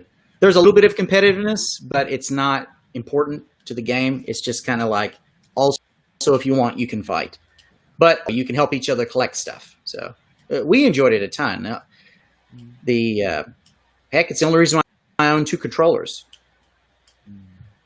I wonder, in terms of like the popularity between the single player and the MMO, leaning towards single player, how much of the lack of popularity with the MMO style has to deal with you're dealing with other anonymous figures, and the prospect of like harassment and cyberbullying is a real prospect in some places. Like for me, like I know that I would have, when I started to play League of Legends, which is not even normally my genre, but I thought, okay, I'm going to try to do this. I was so horrible at it, and there was not really levels at that point of, this is the beginner level, and this is the midi. Like, I need a beginner, but that was not available. The number of people that would just call me names was enough for me to go, okay, I'm done. I can't do this. Because there's that Casual or not. because of that anonymity, like doesn't lend to being a newer player in the system. I mean, I imagine time has changed, and like there's now things that are friendlier to newer players, and people are now more aware of harassment, and there's now tools for that. But it still exists. And some people might have had that one incident like me and go, you know what? I'm now playing single player from now on. Right. And, I personally, whenever I'm playing a game, except for maybe LARPing, not as much, but most of the other times when I'm playing a game, I'm playing to relax. I want to relax. And you know what I don't find relaxing? Getting sworn at and called names. Yeah. If that happens too much, I'm like, no, I don't think so. Like, in a LARP, that can kind of happen in a scene. Like, one of my favorite LARP things that ever happened was at Strategicon, when I was playing we were like 4 of me and my friends were all playing Kinder to the East in La Sangra, because we got special permissions and stuff, and we were looking at possibly bringing in a new game. And I mean, we had like, these people were like my friends, and we were sitting there just totally yelling at each other, and like so much hate. And it was crazy, because it was like, people I know, like Frank Romeo and Nate, and people that I'm totally cool with. But it was just this, you need to get out of our city, like now. And I'm like, well, we can work with you. And it's like, no, you need to get out. You need to just leave immediately, or we're going to kill you. So that was cool. That's a cool feeling. But being told that, hey, dweeb, you suck at playing, and you should, go kill yourself, or all the fun things that these type of people tend to say, not so fun. And like my experience with MMOs, I've had 2. Both were the same. It's like, hey, dude, you play, and then you want to play WoW. It's like, sure, I'll play WoW. hey, if you play WoW, I'll give you a platinum point, and you'll be able to buy all this stuff, and it'll be cool, and we'll play together, and it'll be awesome. And I'm like, okay, cool. And then they gave me the platinum point, and then I bought a couple things. Like, okay, well, I'll see you at the next level. Grind till you're like 60, because I'm 60, and you're like just started. And I'm just like, okay. And so I was like pretty much playing by myself, and I was just like, this isn't, nah. And that happened both in EverQuest and it happened in WoW. And I was just like, I would sit there and I would like play, and then I would just be like, I'm not having fun, because there wasn't any RPG aspects of it. It was like killing spiders with a dagger, because I didn't even have a proper weapon. It's just like, I do know that there's this sense for like certain almost like elders or veterans in the game to at least want to help out a new player, because it actually does feel good to be able to go, to lift them up a little bit. It's like, okay, you have this basic sword. Let me give you this super superior sword that is graded S or triple A or one of these things here. And they're like, oh my God, thank you so much. I mean, sometimes that is the only reason why you want to donate, because that really cool feeling of, I helped somebody. And you may not see them ever like, hey, they have a sword and they'll have a good time because of me. And I'm okay with that.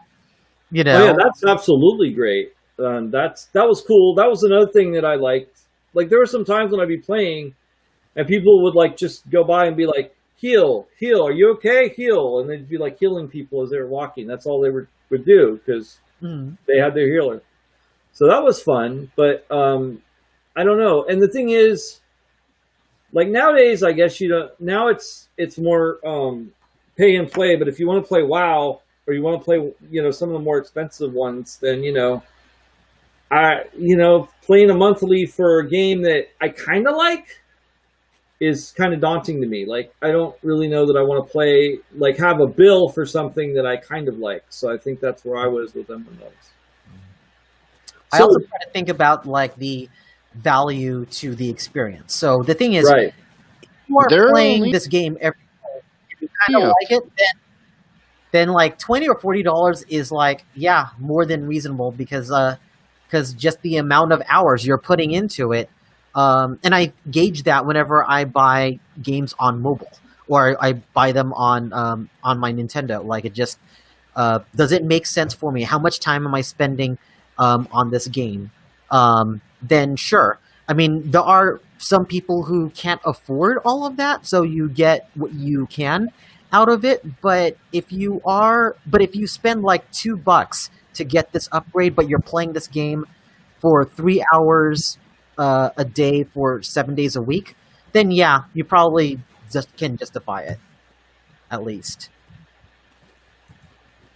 Yeah. And so, Daryl, I think you might know what we're talking about. We're talking about first player versus the article that you posted talking about, that people prefer to play first player games. I don't. My computer is freezing. I know. Okay, so it's the freezing article awful every time. is what it's talking about. By the way, originally this information gathered.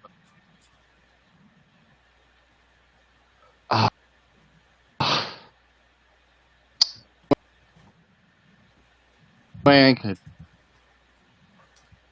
I'll turn that. Okay, so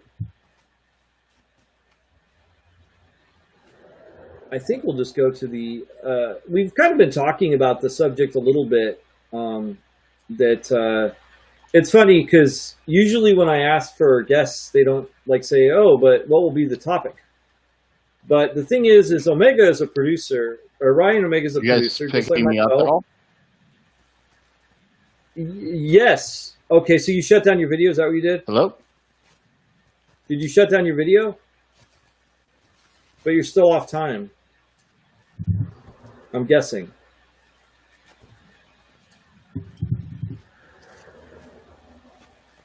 All right. So anyway, the topic that was discussed was basically like, how gaming has changed based on COVID.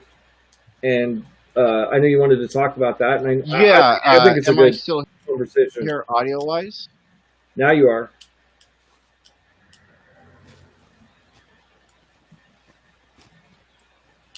So go ahead, Ryan. Or Oh, Oh, okay. I was just. So, article we're talking, or I sent you. Actually, I found out companies.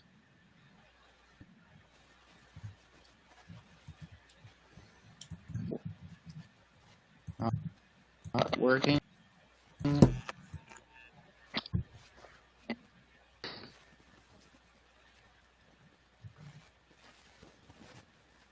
all right.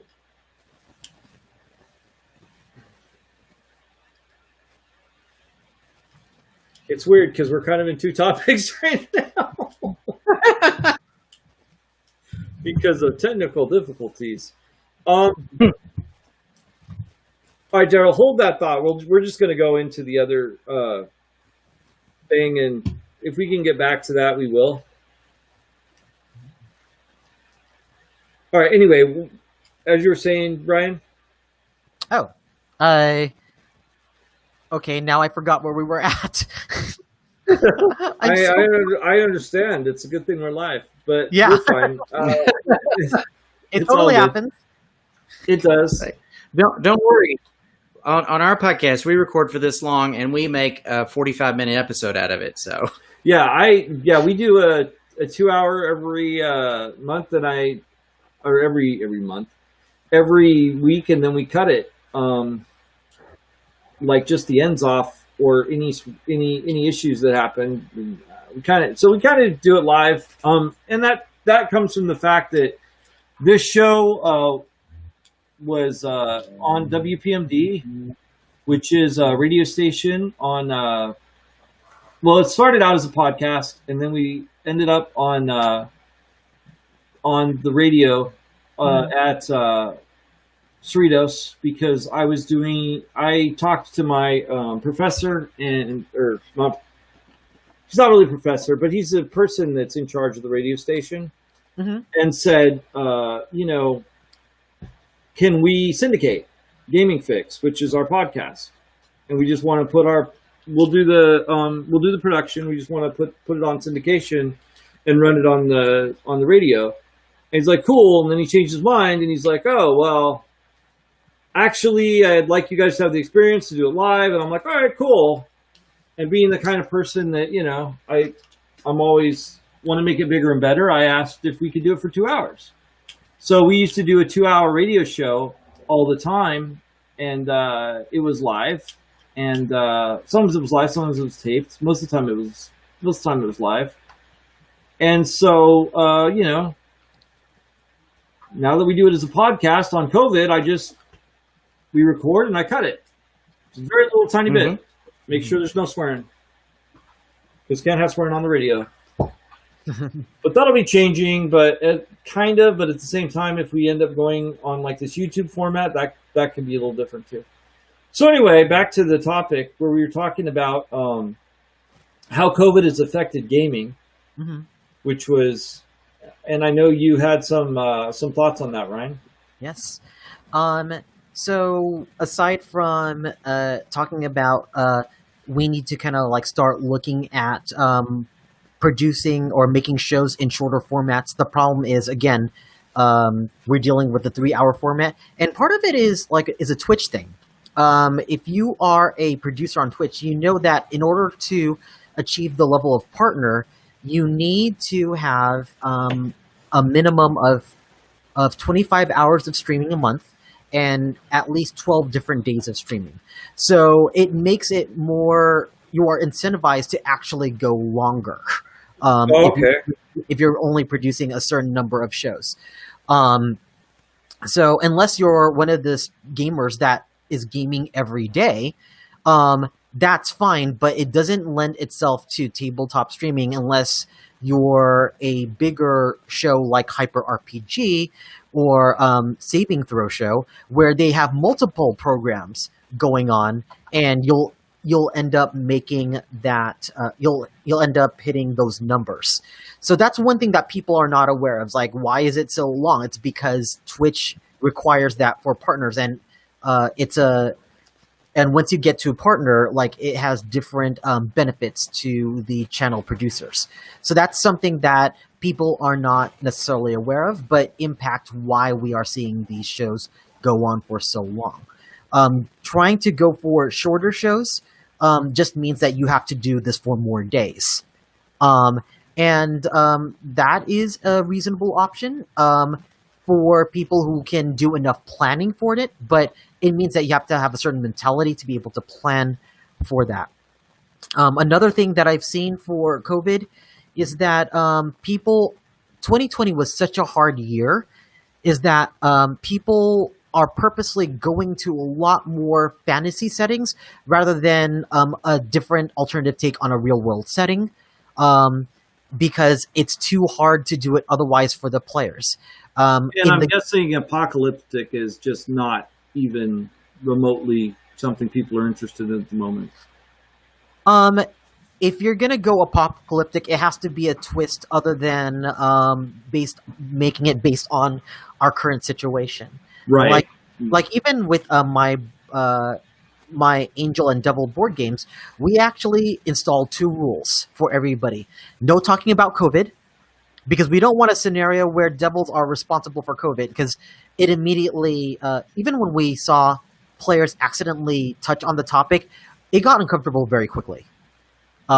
Because people's families have been affected by COVID. People are in lockdown with COVID. We don't want to be reminded of that. We also didn't want to talk about real world politics at all. Okay.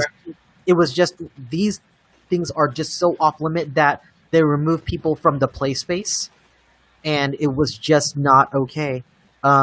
Another thing that I've been seeing is more discussion about consent in gaming, in terms of if we hit a topic that is like traumatizing or is a trigger topic, that we kind of like stop the role play, or at least the offering to stop the role play. I've never actually seen it activated on stream, and if you do it well enough, you can basically excuse it as it's a technical difficulty, and then just take yourself off camera for a couple of minutes and then come back on. So, but I've seen more of that. Also, more uses of pronouns in live stream. Like, it's almost strange to now see a stream that doesn't mention pronouns these days. And that's not just on live stream gaming, but that's just all across the board. Like, even in conventions, they now ask for pronouns actively. So that's been a huge change in how we discuss live stream. And even if there is someone who is not non-binary or someone who is not trans, people are still asking for pronouns. And it's a very, very cool thing that we have encountered on live stream in 2020 as a result of people being more considerate in this culture.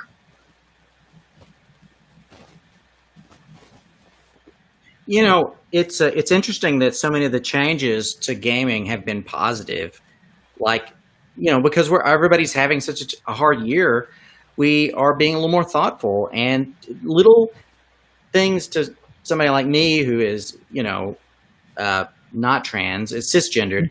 I don't think about my pronouns, but me making the effort means a great deal to somebody else, and other people that even people maybe wouldn't agree with all that, which is a problem, but they're being more considerate, and that's the first step to at least acknowledging this makes this person more comfortable.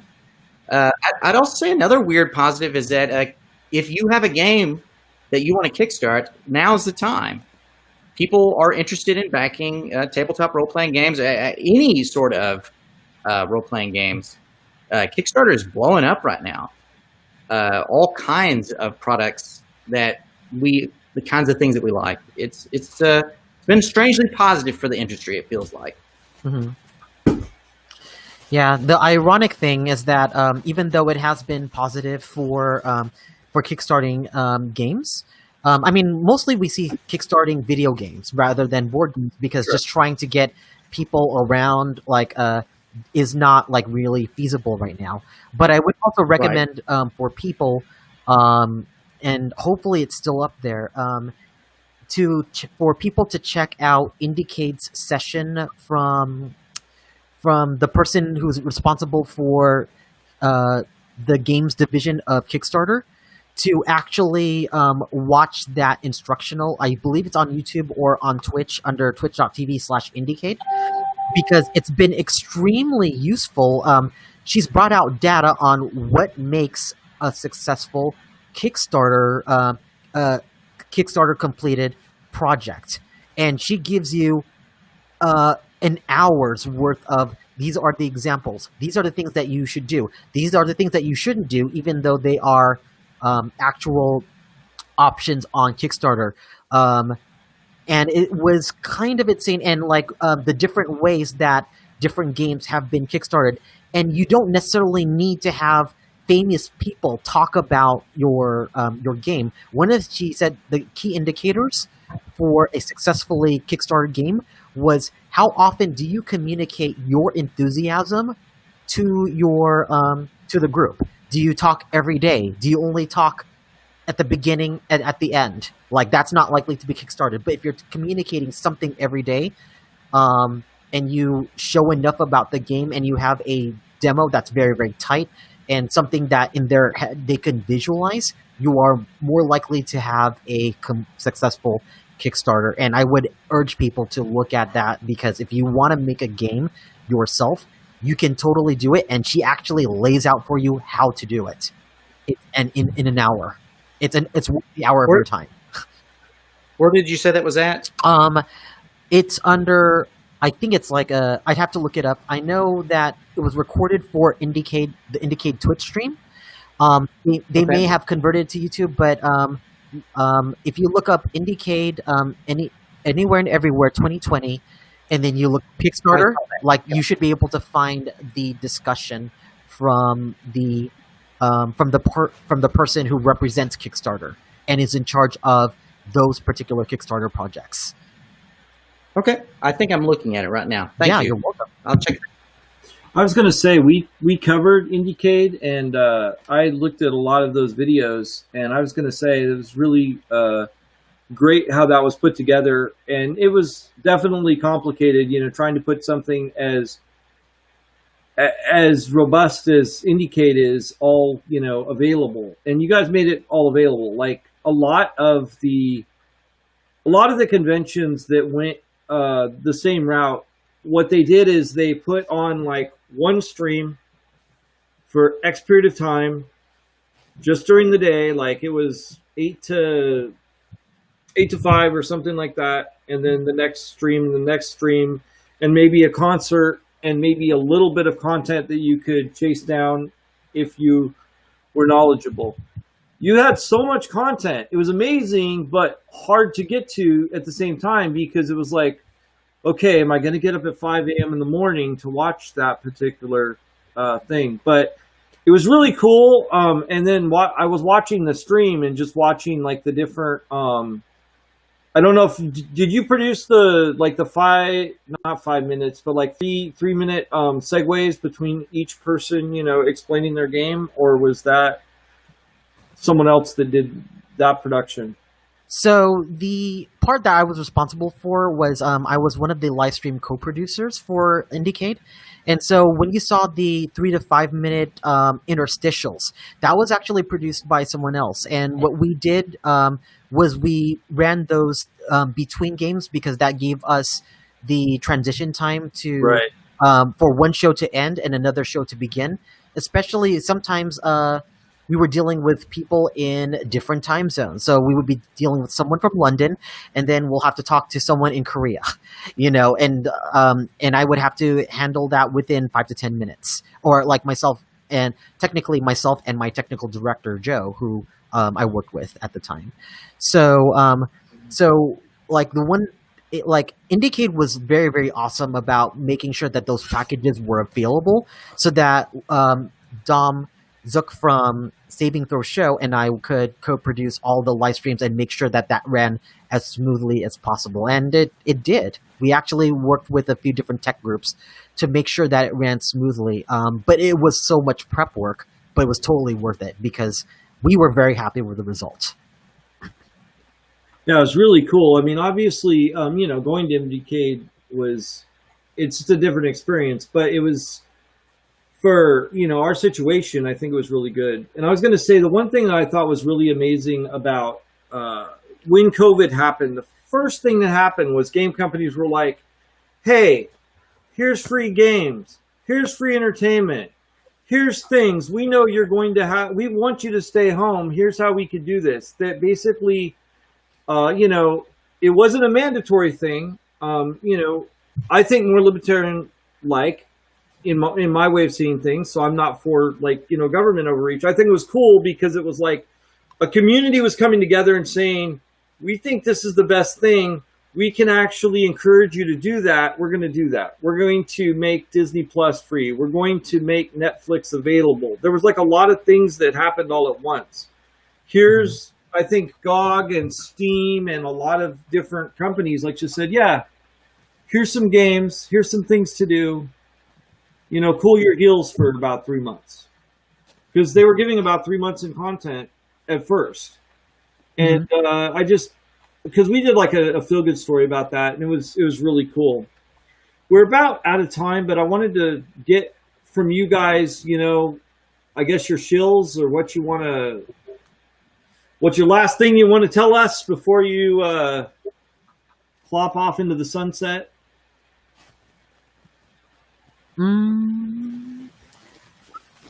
I guess I could just plug my stuff at least. Yeah, plug your stuff, yeah.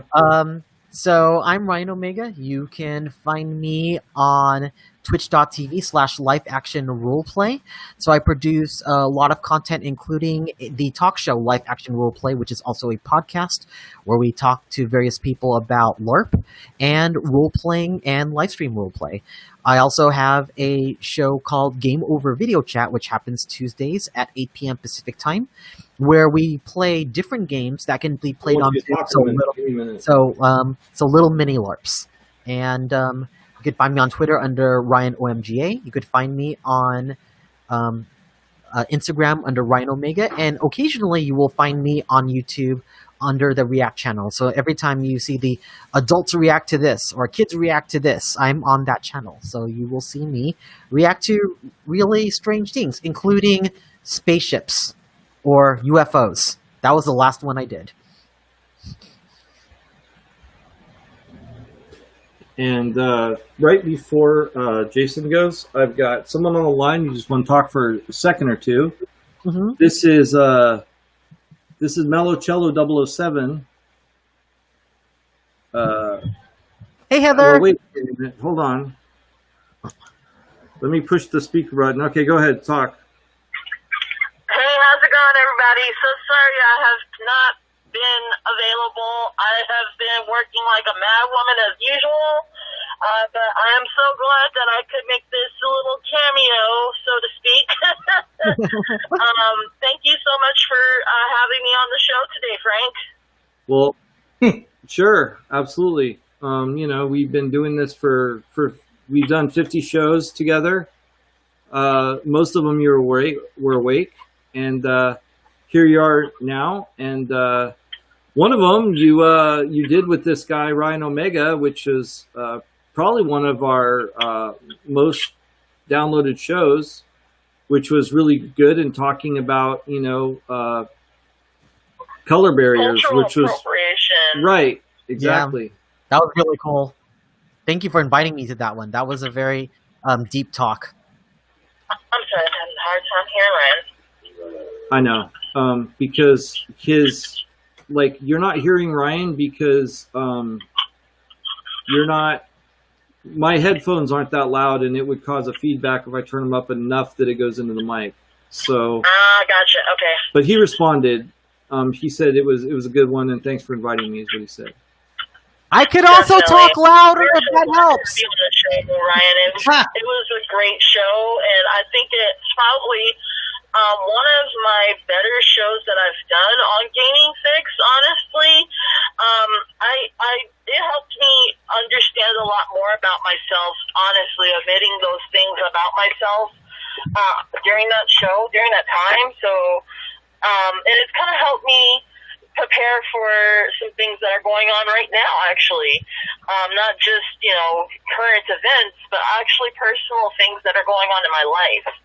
I'm kind of dealing with, being, of course, African American and, not everybody always wanting an African American woman in their life. So it's just something I'm learning to roll with the punches with. So I'm really glad that we had that discussion, and I'm glad it was on Gaming Fix. So as you know, this is live, so you can see the time, and we're even over right now, but that's okay. I'm gonna keep rolling with it. So everybody who's watching live is getting to see it a little longer, and I may cut it, I may not. I might just give it to KC uncut and see what he does with it. Okay. Right. And so you're almost at your destination. So we'll let you go. I'm working on an order right now. But go ahead. All right. So anyway, we're gonna wrap up, and I'll talk to you later. Alrighty. Thank you. All right. Bye. Alright. Bye-bye.